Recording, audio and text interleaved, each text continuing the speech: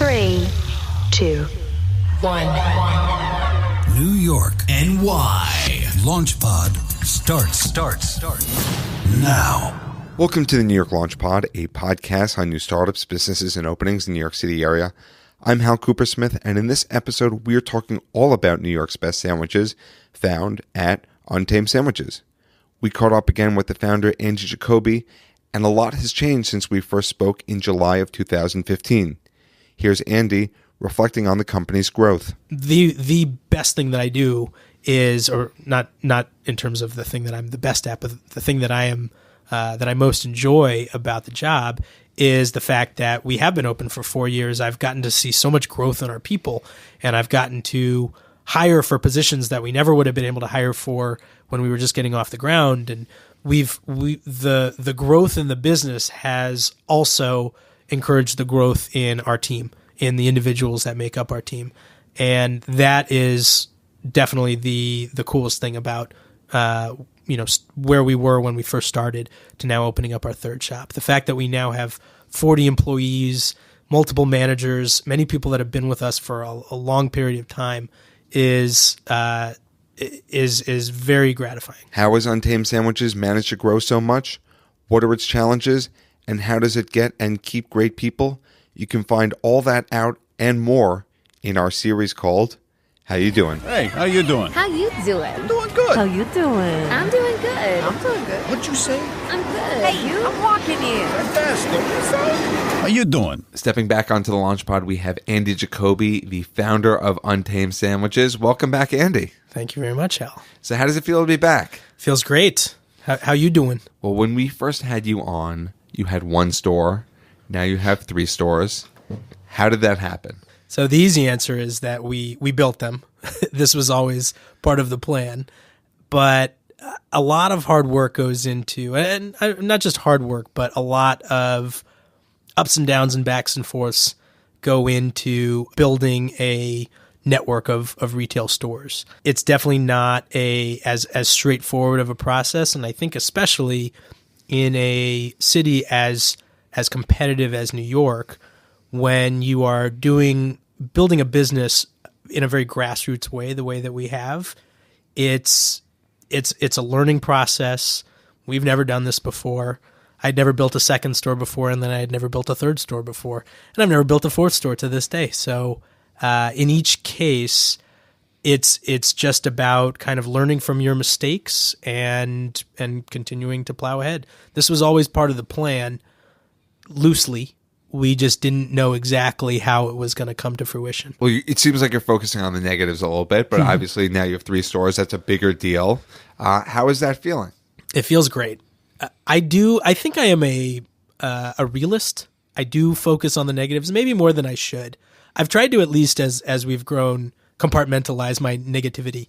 I realize that, and I've heard a lot of much more successful entrepreneurs than myself talk about this, that there is so much stress that goes into building a business, and yet one of your jobs is to be the cheerleader, to be the one that can walk into a store or a room full of your people and just project a vibe and project a sense of positivity and a passion for what we do that other people can feed off of.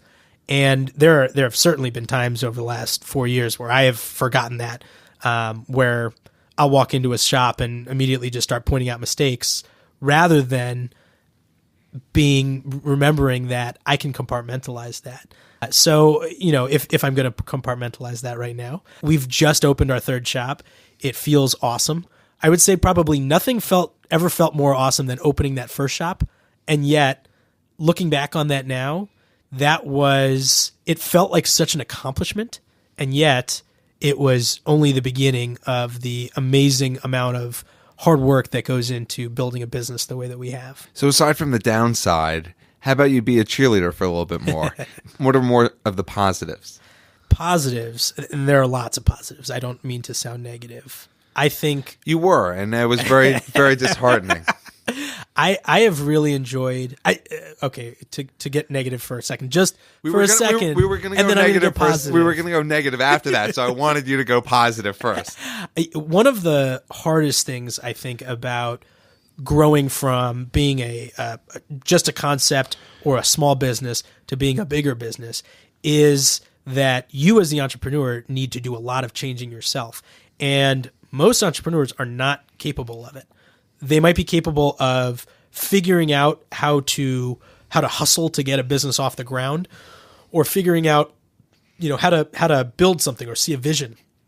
But they're not necessarily excited about managing that vision. They're not necessarily excited about managing people.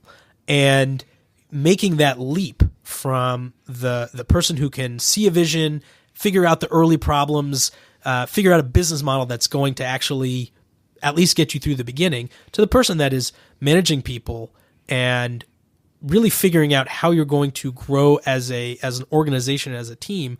Those are two very different skill sets. I actually think that I've probably always been better at the latter, at working with people, at managing people. As negative as I've sounded in these first couple of minutes, I actually, the best thing that I do is, or not in terms of the thing that I'm the best at, but the thing that I most enjoy about the job is the fact that we have been open for 4 years. I've gotten to see so much growth in our people, and I've gotten to hire for positions that we never would have been able to hire for when we were just getting off the ground. And the growth in the business has also encouraged the growth in our team, in the individuals that make up our team. And that is definitely the coolest thing about where we were when we first started to now opening up our third shop. The fact that we now have 40 employees, multiple managers, many people that have been with us for a long period of time is very gratifying. Well, I'm glad that you brought that up, because when you had one store, you probably had an office downstairs or behind the kitchen, and you could be on site and see everything that's going on. There's only one Andy Jacobi. Now there are 3 stores. How do you manage those 3 stores where you can only be in one place at one time? Yeah. I heard a great quote the other day, which is the only way to learn how to trust someone is to just trust someone. And I think that that's something that I've had to learn, is that everything that feels scary about giving up control, once you've given enough thought to how am I going to do this? How am I going to delegate this? Not abdicate responsibility, but delegate and feel good about it. And then once you do it, you realize it wasn't actually that scary to begin with. And that's another, for me personally, an area that I've kind of grown and transformed in, is my ability to get comfortable delegating and get comfortable giving responsibilities to people and stepping away and trusting people. And so as a result of that, our team has gotten stronger and stronger, and people really do take responsibility inside our shops. And so there are, even like when we had just opened our second location, I made it a point of saying I'm going to spend a significant amount of time in both shops every day. And now there are plenty of days where I will go to a shop primarily not so I can check up on things, not so I can surprise people, but because I actually have to meet with our managers there, or I've scheduled an appointment with someone and we decided to do it in one of the shops. And other than that, I'm oftentimes working from home, and it's that kind of ability to stay connected to people without watching over them and showing them that you trust them and that you're in this with them, that I think enables people to take on that responsibility and allows me to step away and take on other responsibilities. One of the most important things about delegating is finding the right people. And in the food industry, which is what you're in, obviously it attracts a certain type of person, a wonderful person, but also presents a challenge in terms of finding stability for a business. How have you been able to find the right person for Untamed Sandwiches and be able to delegate that responsibility? We have gotten better and better at hiring, recruiting, training, and retaining people. And we've gotten very disciplined about it. And as a result... What's the secret? So I really think that companies need to understand what their culture is. There are good cultures and there are bad cultures, but I think the worst culture is one that's just inconsistent, where there's not a clear idea of who are we, what is our mission, who do we need on our bench to be successful? And that's one thing that we have really honed in on. So we have an interview guide where every manager is looking for the same things. They're given a list of questions that is very long, and they can kind of choose how they want to ask those questions and what specifically they want to hone in on people. But there are 5 things that we look for in everyone that we hire. We call them the 5 Ps. And so I stole 3 of these Ps from a book called Primed to Perform, and we came up with the other 2 ourselves. It's nothing revolutionary or unique, but in my opinion, it's kind of what makes our team understand how to all act in one way. So the 5 Ps that we look for are passion, play, potential, purpose, and poise. And throughout the interview process, any manager that's conducting an interview can ask any number of questions, but at the end of the interview, they have to be able to answer, does this person have each of the 5 Ps? Did they exhibit each of the 5 Ps? What is my confidence level that they are going to exhibit those 5 Ps? As a result of that, I think we have been tremendously successful in kind of cutting out the negative hires, cutting out the people that clearly were just not a right fit for the culture. There are people that we've hired where they haven't been able to pick it up fast enough, or they haven't been able to actually do the job. But we have gotten much better at recruiting people that I think are a good fit for what we call the Untamed Way. And what is the culture that you have? What is the Untamed Way? What are you standing for? So as part of this activity, I guess like as we've grown, we've started to realize that this is all kind of part and parcel with growth.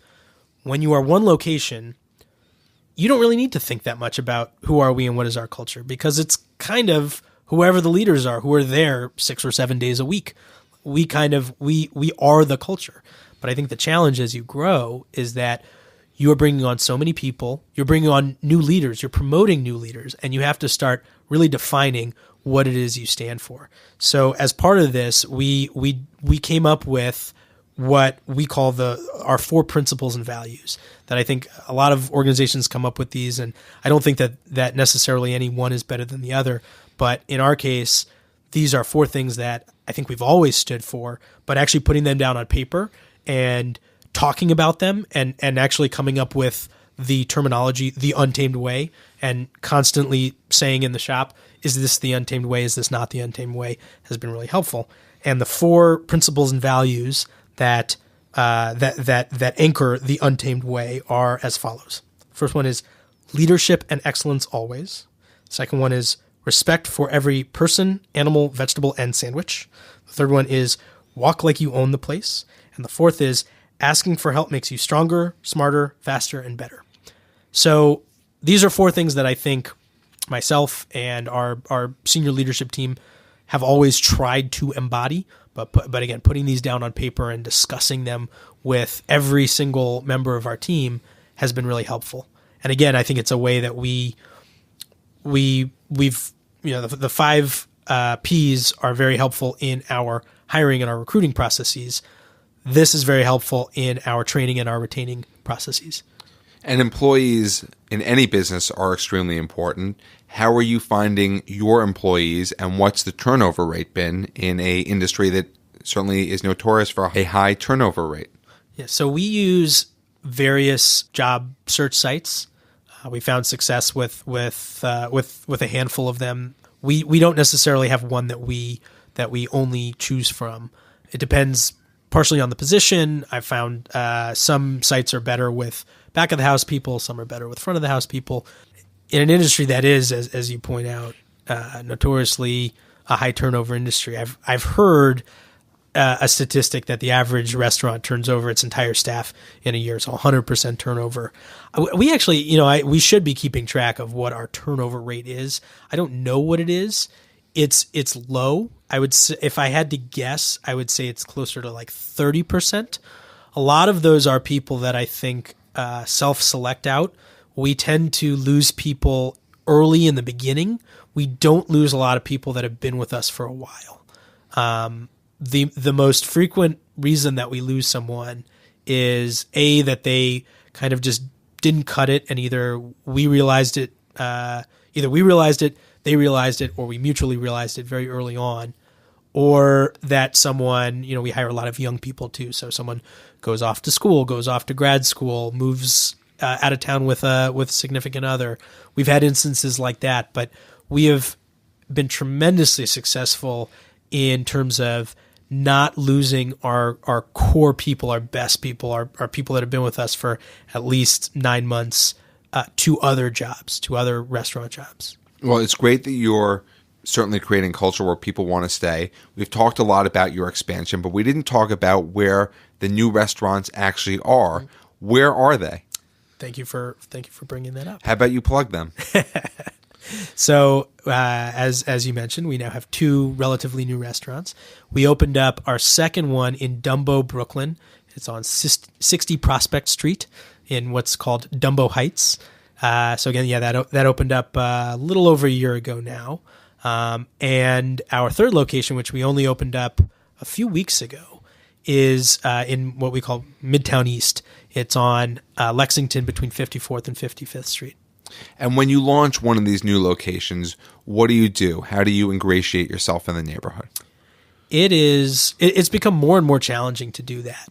I think today, as I look back, even on opening up our first shop, I don't know if we could have opened up as kind of a mom and pop operation, a very grassroots, self-funded operation. I don't see a lot of restaurants like that opening up in New York today. And even as we open up our second and our third, we still face a lot of these same challenges of an unbelievable amount of competition, an unbelievable amount of retail turnover in New York City, such that I think New Yorkers have become spoiled with how many new things there are and how many restaurants there are, and how many restaurants are focused on some of the things that made us so unique when we first opened up. This focus on quality ingredients, this focus on convenience. So we still focus on, I would say, some of the kind of the legacy things that you do when you open up a new restaurant. We do PR. We try to get a lot of reporters to come in and write about us. We also are very active on social media. We talk to a lot of social media influencers and try to get them to come in. We do all of this in a very grassroots way, where we'll kind of throw an event for influencers or an event for members of the media. We will also just do some of the kind of pound the pavement marketing. So we do a lot of sampling when we first open. That's actually a relatively new thing, but I found that to be incredibly beneficial for us, because a lot of people will kind of walk into our restaurants and, our if you look at our menu board, we are more expensive than the average fast casual restaurant. But most people that try the food understand it and say, okay, that was worth it. I get that's not a bodega sandwich, and I get why that should have cost $11. But a lot of people that just walk in and look at it say, yeah, I don't want to spend $11 or $12 on a sandwich. But if they get to try a quarter of a sandwich or an eighth of a sandwich, they're very likely to come in. And I think that as we've grown, one of the things that we've really focused on is, how do we get people to just walk in the door? How do we get people to the register? Because if we do that, we have 4 or 4.5 star Yelp reviews at all of our shops. We do tremendously well with the people that actually get to try our food. So how do we get more of those people? Well, I'm glad that you brought up launching as a mom and pop versus subsequent locations, because I found that interesting, because people may not necessarily be excited for the 6th location of a restaurant or a 7th location, but the first one, and you're new to the neighborhood and you're the first ever location, it seems like it's certainly a different vibe. I think that's very true, and I've heard some friends who are a little bit further down the path than we are talk about this too, about how do you drum up excitement for the 10th location of a successful restaurant. It gets harder. I will also say, though, that I think one of the benefits of opening up multiple shops is that a lot of people start to recognize you. And so eventually you do become a little bit, I wouldn't say like a household name, that's going way, way, way too far. But for example, in opening up our shop on Lexington Avenue, where we're not too far away from our original shop, which is just south of Bryant Park, we had a lot of customers that came in the first few weeks who said, "Oh my God, I saw that you guys were opening and I was so excited because I used to work right by Bryant Park and I loved you guys. And this is so cool that you're following me. You're now a block away from my new office." So that was something that obviously you don't get with your first shop. No one trusts you when you're one shop. They might come in and check you out, but they're not necessarily going to get excited about who you are. And also I think that as you grow, people start to trust your brand a little bit more. I know that I certainly think, like, if I'm going to a restaurant that has 3 or 4 locations, I start to think, well, enough people like them to get them to 2 or 3 or 4 locations. So they must have something good going on. I'm sure I'll find something I like here. And are you still looking for the same things that you were looking for in your previous location? And actually, when I ask this question, I want to cut to a quote that you said previously. We're looking for places where there's really a big lunch rush. We know that we do lunch really well, and we want to find more office workers who maybe have a couple more dollars of disposable income to spend on something that's particularly good, and where there's a dense concentration of those office workers. Are you still looking for that type of volume business? We are. And actually, if anything has changed, I don't think it's been us. I think it's been the rest of the fast casual restaurant world, where we still focus today. I mean, we're at 3 locations.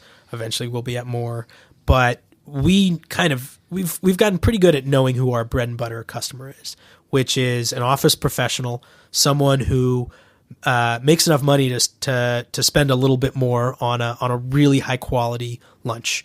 And we need to be in locations where that is the case. And part of our value is that we are providing the quality of food that you would expect to find in a more of a fine dining establishment, but we have this unbelievably focused menu, and we have thought so much about our operations that we can have you in and out the door in less than 10 minutes.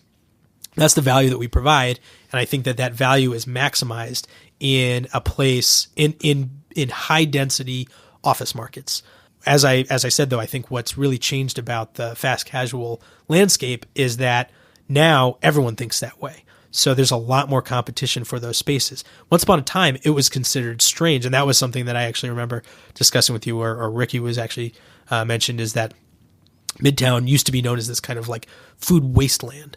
And now that's not the case. Since we opened our Bryant Park shop, I mean, I can't even tell you how many really high quality fast casual establishments have opened up within like a 3 square block radius of where we're at. It's made for a much, much, much more competitive market than when we first opened. Don't tell me who else has opened up, because we don't want you promoting your competition. I intentionally didn't. I'm glad. So what are the other locations that you might be looking at? We look at a lot of things. There are a lot of brokers out there. There's way too much open real estate on the market.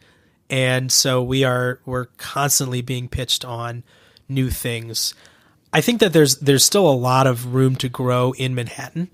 I think that is likely where you will see the next 2 or 3 Untames. Actually, I haven't talked about this yet, but we, along with our second shop, when we opened our second shop, we also built a commissary. And that commissary was designed to support 5 or 6 locations.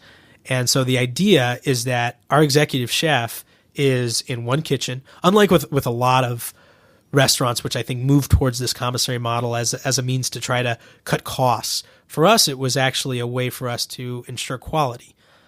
Our chef can be in one place overseeing the most important part of the process, which is the 5-day braising process. And it doesn't take him any more work or more effort to oversee the process to braise 50 pounds of meat at a time than it does to braise 300 pounds of meat at a time. And so we're able to be efficient. There is a business reason why we did this, but also we're able to maintain quality such that the process that we use to braise, and even actually the people that are braising today in any of our shops, in our second or our third location, are no different than the way that we were doing it originally with one location. So as a result of that, we are looking to find additional spokes around our commissary hub. And I think realistically, those will probably be in Manhattan. We've looked in the financial district. We've looked in Tribeca. We've looked in We've looked around like the Nomad area. We've looked in Midtown West. I think there are really a number of places where we could end up where we would not be cannibalizing sales and where we would find a lot of success. And for people who didn't listen to your original interview, obviously they're the worst. They need to go back to episode 6 and listen to the original interview. But what is a commissary kitchen and what is braising? Sure. So a commissary kitchen is it's simply a big commercial kitchen. It's a place where a lot of commercial cooking is done. I think that's just kind of the basic definition of a commissary kitchen. A lot of fast casual restaurant concepts, as they grow, start to think about, can we create a commissary? Because that will help us to lower costs and measure quality and ensure quality across multiple locations. What I think a lot of fast casual concepts start to realize is that the benefits that they thought they would get from the commissary model don't exist. And a lot of it has to do with the business model or the operational model. If your business is overly service intensive, then it is not right for a commissary. Because if the majority of the challenge of the business and of the steps in ensuring that the customer leaves happy are in the service as opposed to the prep work, then it's going to be you're not able to actually centralize those activities. Whereas in our case, the core of our menu is braising, and it's that 5-day braising process, which I'll describe in a second. But because that is so core to what we are and who we are, and because it is such there are so many scale benefits to doing braising in one place, it allows us to really take advantage of the commissary model. And so everything has, in terms of the expectation of the business, of how we would build a commissary eventually and how it would support multiple locations, we're still kind of fine-tuning how we operate that as efficiently as possible. But in terms of the scale benefits, the ensuring of quality, the scaling of labor, the scaling of food costs, we have realized all of the benefits that we expected to find. And getting back to your question about what is braising, so braising is it's a slow cooking process. It involves a wet heat cooking method. So it's, I guess, somewhat similar to barbecue, but whereas barbecue, you are slow cooking something, smoking a meat in a dry environment and allowing it to take on the flavors of the wood that it's being smoked in. Braising requires a braising liquid. And so you can also cook a braising cut, which are very similar to barbecue cuts, for a very long period of time, but it's sitting in a braising liquid. In our case, our braising liquids start with our double brown chicken stock. So we call it our double brown chicken stock because normal chicken stock requires taking chicken bones. We use free-range chicken bones that come from the same chicken that goes into our chicken sandwiches. And we pour water over it. We add in the mirepoix and we simmer that down. But then why we call it the double brown chicken stock is that what we do is we then, after we've reduced that first chicken stock, we then drain it. And then the second day we put it over, we cool it down, and then we put it over another set of chicken bones. And so it makes this incredibly rich, dense chicken stock. And to that we add various other ingredients depending on the braise. So, for example, our lamb neck sandwich is braised in red wine. So it starts with the double brown chicken stock, but we add red wine, a whole lot of spices, and that is our braising stock for the lamb neck sandwich. So that is what braising is. And the beauty of braising is that in addition to just the fact that you're taking these unbelievably flavorful cuts of meat and imparting even more flavor from the braising liquid, is that from a fast casual perspective, we can put 50 pounds of meat out on the service line, and it is going to have the same quality 3 hours later as it had when you first put it out, because it's just continuing to sit and simmer in those braising liquids. It's not drying out. It's not getting overcooked. It's just getting more and more tender over time. And so once you cook it in the commissary kitchen, you send it to your different locations, and then they heat it up. They continue to soften the meat. Exactly. And what's interesting about that is actually the process that we use, even just to serve food in our, I guess you could call them satellite locations, the ones that are not right next to a commissary, is exactly the same as the way that we served and prepped food when we were at one location. Because of those 5 days, the last 2 days are you pick the meat off the bones after it's done braising, you put it back in the into the braising liquid, and then you put it in the refrigerator and you let it soak back in those delicious juices. And then 2 days later, it's ready. You bring it up to 180 degrees, you put it on the service line, it's ready to make sandwiches like that. And so for us, that process has not changed at all. We can ship it in a refrigerated truck, and it arrives at our shop the next morning, and we bring it up to 180 degrees, and we serve it just the same way that we did 4 years ago when we were at one location in Bryant Park. It sounds absolutely wonderful. And restaurants are notoriously a very capital-intensive business. You have obviously all the back-of-the-house equipment, you have a lease, you have employees, all those sorts of things. And so that, to me, is why you've seen the rise of food halls and more shared food environments. You're expanding. You're needing a lot of capital. How are you able to manage the capital that you need as you expand? Are they the same investors? Are you pulling in new investors? What are you doing? We have been very lucky to have a core group of friends and family and angel investors since day one. We brought on one quasi-institutional investor in order to expand in this most recent expansion, but we have continued to benefit from the relationships of our initial investors since day one. It's still been a very gradual process, and I think we've learned a lot from it. A lot of restaurants that grow, or I guess grow up in New York City these days, are incredibly well-funded, such that mistakes don't hurt, basically. Whereas with us, we've had to pitch every dollar that we've raised. And as a result, when we make mistakes, when we go over budget on a construction project, it most certainly hurts. But I think, and that has happened to us. That has happened to us twice. And yet we've learned from it. And I think our investors have been understanding of that. They have seen the growth in the business, and they believe in the concept, and they believe in our team. And so they have been forgiving of some of those mistakes. It is a very capital intensive business. One of the things I think our investors like, though, is that we're not as capital intensive as a lot of other restaurants.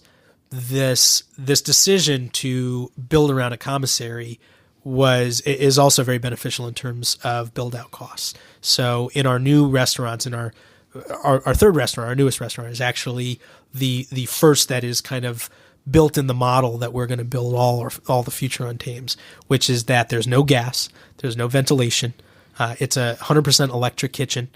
As a result, we are able to build out spaces much faster, much less expensively, and because we don't have all of the, quote, disgusting things that landlords hate, we have access to a lot of spaces that landlords would not rent out to other restaurants.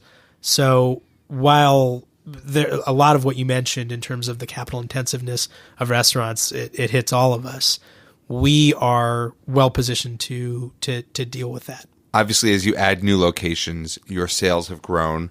But an important metric, I imagine, in terms of business and in terms of evaluating the restaurant industry is, you know what I'm about to say, same store sales. So your first location, Bryant Park, you've been around for a few years now. How are the same store sales? So it's interesting. I mean, it is really our only mature store.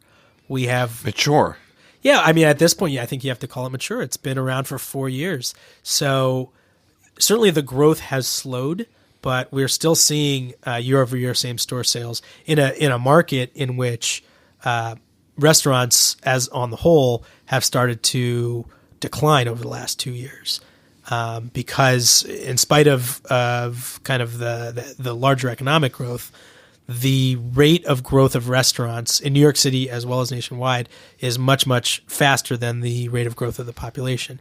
And so what you're seeing is that at a time when the rest of the economy is expanding, and maybe the restaurant industry is expanding, individual restaurants are still struggling. And you see this in all of the public comps. For us, though, we have managed to grow in kind of unique ways. We've managed to kind of grow the business in different ways. We've grown a really successful catering business that's become a real engine of growth for us. We've managed to grow deliveries a lot, and we've really focused on how to penetrate deeper within our existing customer base rather than worrying about all of the customers that we're never going to reach. I mean, this is a little bit contradictory to what I was saying before about how do we get people to just walk in the door.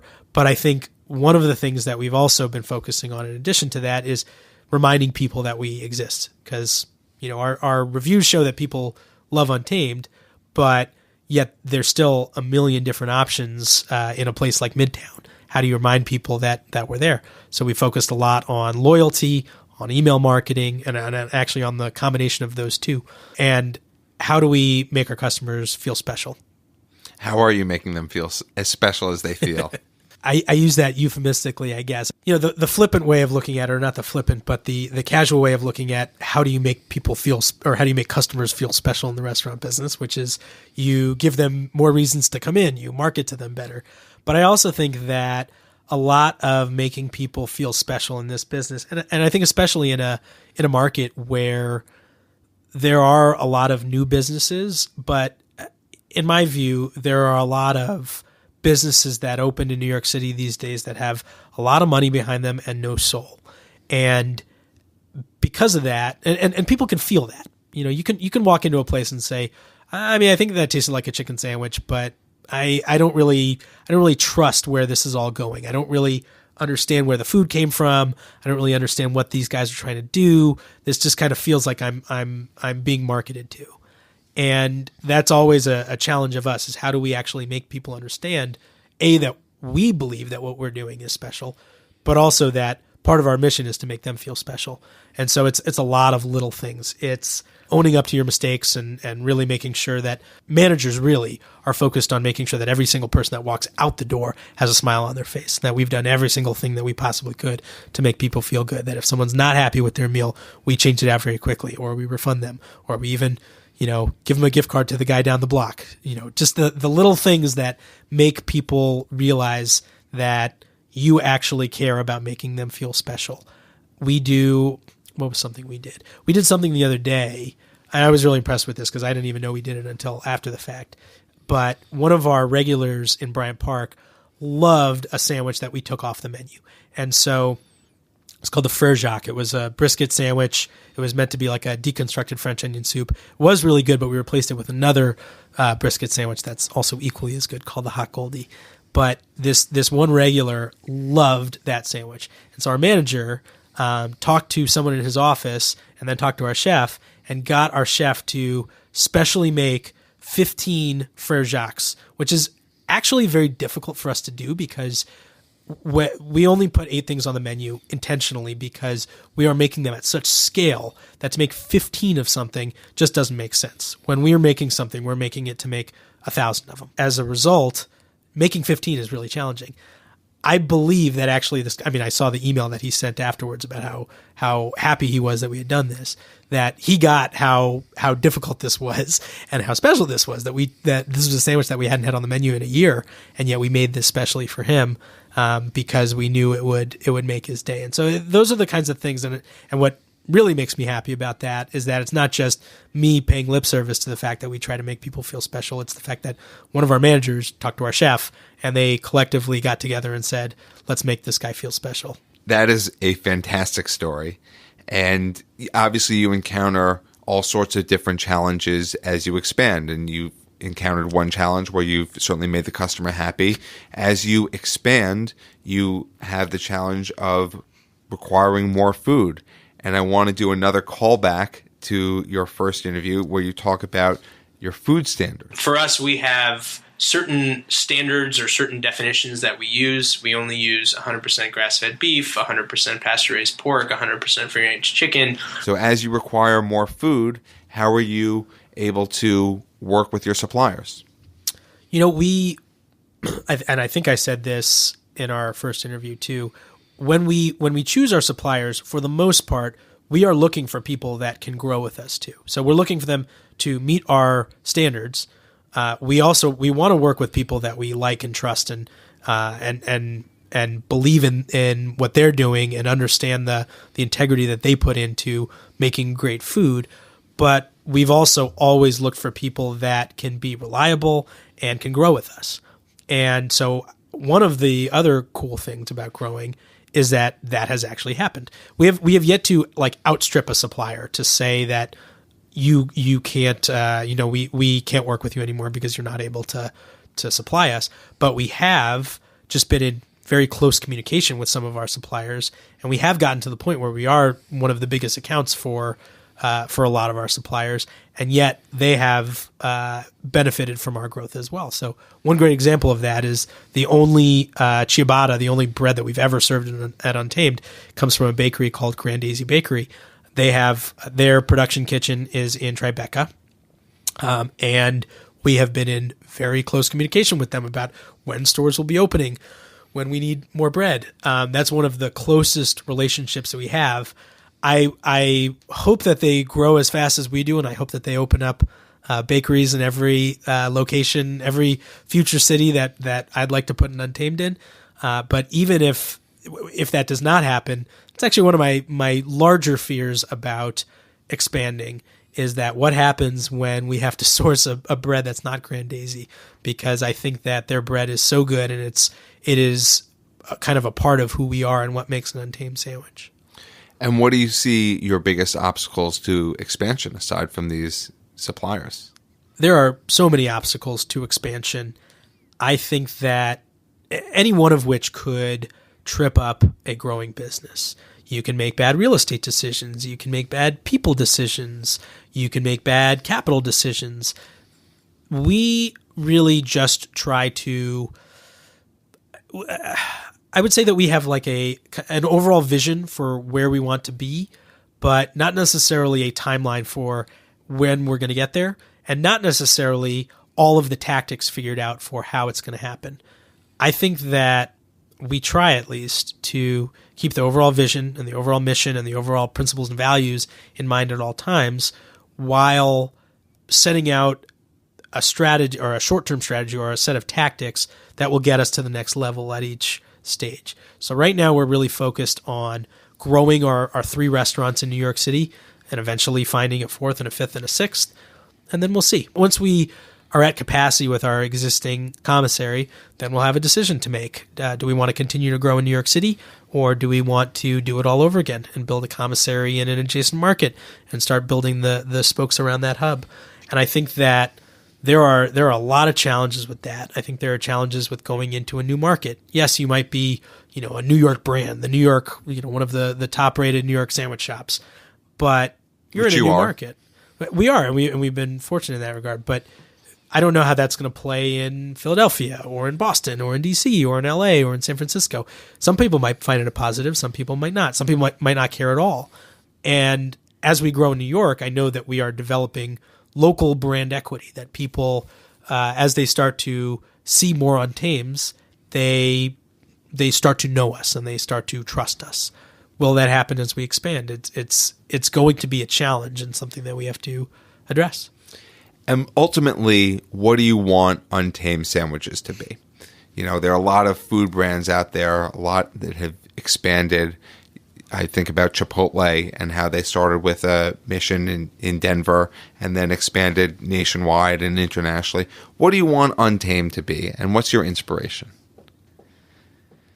We're getting philosophical at the end. Yeah, inspiration. I have really enjoyed and benefited from the camaraderie of the restaurant industry, that there are so many restaurateurs who are so much more successful, so much further down the path than I am, who still take an unbelievably generous amount of time to set me straight at times and to kind of share shop talk with me in ways where I am clearly more the beneficiary than they are, such that I would call a lot of those people inspirations in different ways. I look at Luke's Lobster, I look at Dos Toros, I look at Cava, I look at Sweet Green, I look at a lot of these brands that have become big big businesses, big brands, while still sticking to their core mission and their core values. And I think that's really my only goal. I don't think I have a number of stores or a revenue target or even like an amount of money that I want to make. That's much less my concern than building a great business, growing not for the sake of growth's sake, but for the sake of allowing for more opportunities for our people and for more opportunities for our partners and our suppliers, and making this as making Untamed as positive of a force as possible. And whether that means we get to 10 stores or 100 stores or 1,000 stores, I don't think that's as important as growing the right way. That's where it starts. Yeah, I've never met the founders of Chipotle. I don't know exactly how I've heard podcasts from them. I've heard them speak. I don't know exactly when things change. When does it become more about running a business and less about being able to, feel the energy coming off your people every day.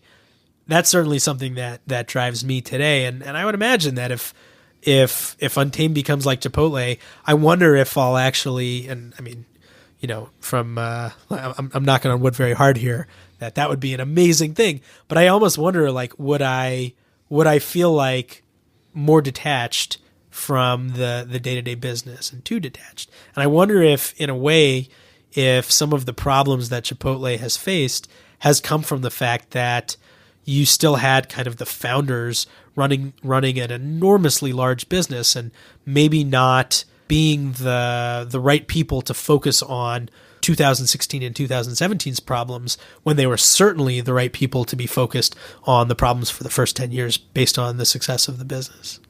Well, that is a wonderful place to end this episode. Andy Jacobi, how do people find out more about Untamed Sandwiches, and where are the locations again? So our shops are on 39th Street between 5th and 6th, just south of Bryant Park, in DUMBO on 60 Prospect Street, and our newest location is on Lexington between 54th and 55th. You can find us on Instagram, on Twitter, on Facebook. Our email address is www. I think you're still supposed to say www.untamedsandwiches.com. We'll provide a link regardless. Yeah. Well, Andy, it's been wonderful to see your growth. Thank you for stepping back onto LaunchPod and sharing our time with us. You make a fantastic sandwich. We actually had some sandwiches before you came on, and that obviously influenced the interview. It obviously influenced the tone. They are great. Thank you. Thank you, Hal. And I have also really enjoyed seeing your growth. And I'm not just a I'm not just a spokesperson. I'm also a client. I also listen to all of your podcasts, and so being one of the first people to get invited back for a second run is very special. I hope that I'm the first person to be invited back for a third one. Wonderful. We can't wait. Well, and if you want to learn more about the New York LaunchPod and get transcripts of every episode, including Andy's first interview and this one, you can visit nylaunchpod.com. You can follow us on social media at nylaunchpod. And if you are a super fan like Andy Jacobi, you can leave a review on iTunes and Apple Podcasts. It does help people discover the show, and it is greatly appreciated. Thank you for listening to this episode of the New York LaunchPod. For more information, please visit nylaunchpod.com.